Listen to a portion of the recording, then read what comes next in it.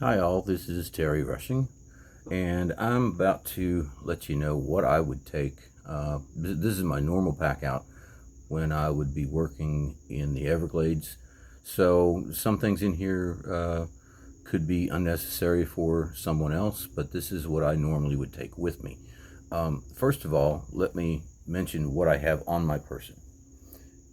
This knife I always have on me. This is standard carry for my everyday, and I also carry a bandana in my back pocket.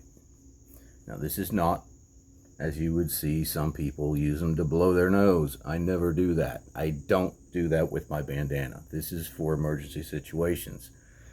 So I have that.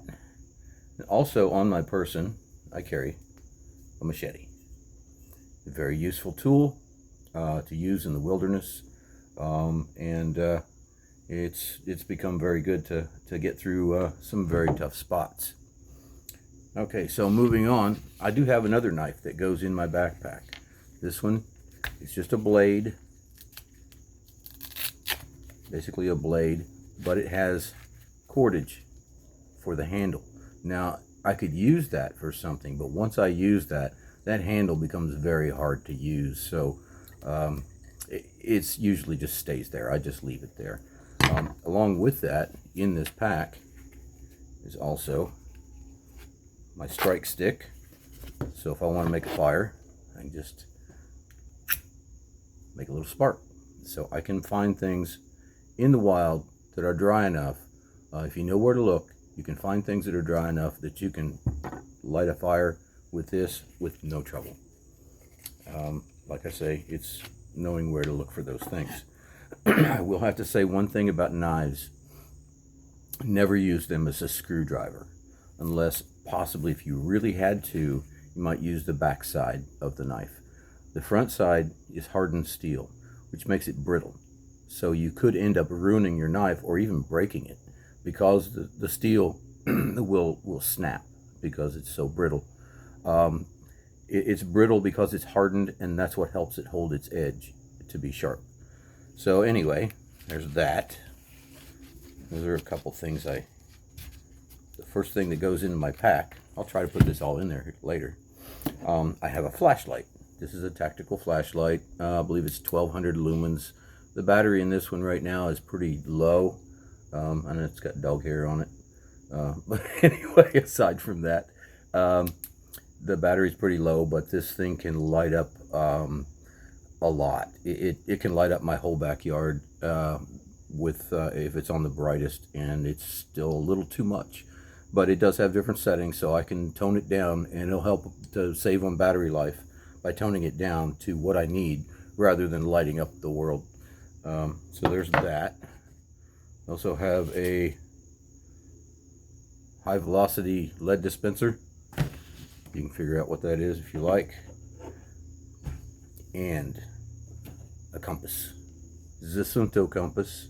They're not cheap. Last time I checked, the price on this compass was about $180. So it's not something that everybody would need. I used it in my job, and so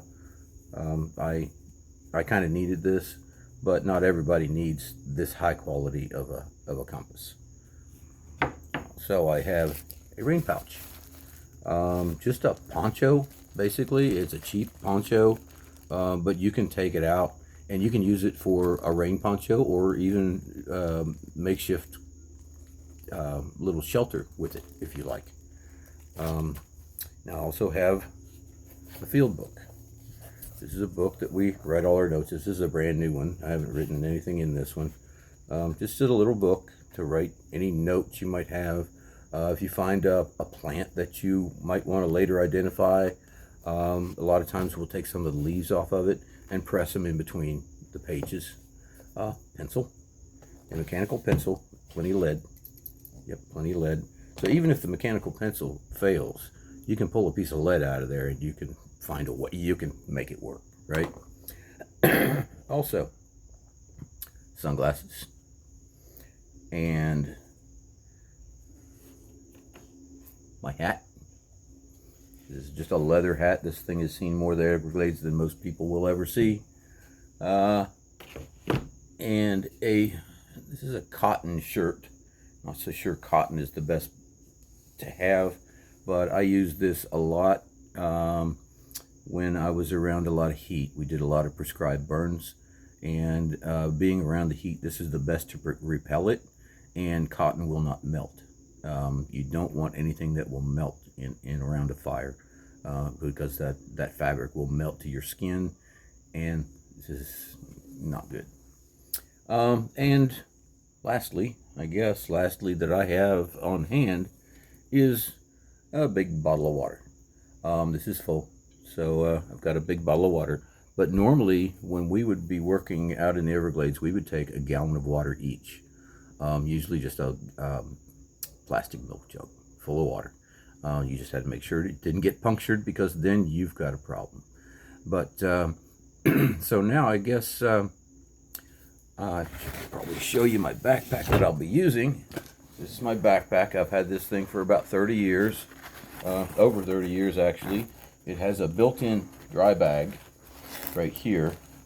It's a dry bag. You can cinch it up, and it has the main compartment, the built-in dry bag that pulls up here, and then in the front it has a pouch where I would keep a lot of things. There are some things in here right now, such as I think some painkillers, yeah, Advil, hearing protection that's left over from some of the industries I worked in, some extra lead for my pencil, and you know, my field book and things would go in here into this area. More hearing protection, zip ties, a few little zip ties, and just kind of a bunch of mishmash of things. Just anything that I thought I might be able to use. What I don't have is a first aid kit. I do not have a first aid kit. That is something that needs to be added. But like I say, I have a dry bag in there, but I also carry several Ziploc bags that will help, you know, to keep anything dry that I don't want getting wet. And a lot of times I will double bag the things that, like my billfold, I'll double bag that. That will go inside of a smaller Ziploc bag, which goes into a larger Ziploc bag. And then also, most likely will go into the dry bag there. And then I make sure that the backpack doesn't get submerged. So, yeah, that's, I'm running way long here. So, I guess I better cut it short. And that's my backpack that I would be packing out to the Everglades. Thanks.